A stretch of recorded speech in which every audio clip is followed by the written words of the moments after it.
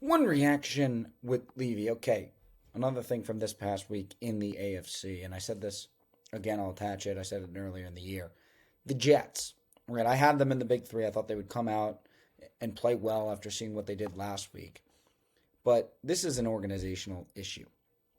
The Miami Dolphins, and I literally said this, with elite pass rushers, not just good, elite pass rushers, Bradley Chubb.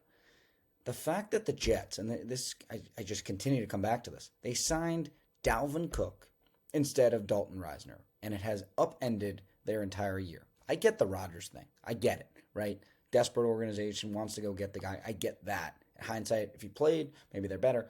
But the reason why Rodgers isn't playing, and the reason why he is not back, is because you favored flashy over what you needed. You needed that offensive line to be stabilized. If you gotten Dalton Risner, as I said, you could have stabilized this offensive line a little bit more.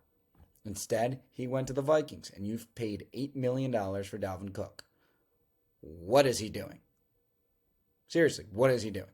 It is just roster building at its worst. It is dumbfounding to me that the Jets did this. And it showed this past weekend. And that's why, really, Aaron Rodgers is not playing this next weekend, because the Jets didn't address the biggest issue: offensive line. The Jets have invested a lot in the running back position. Draft pick in the past 3 years, a UDFA and Bam Knight who was impressed. And now you invest another $8.5 million. And I would have been fine with this, better than average offensive line, but you don't.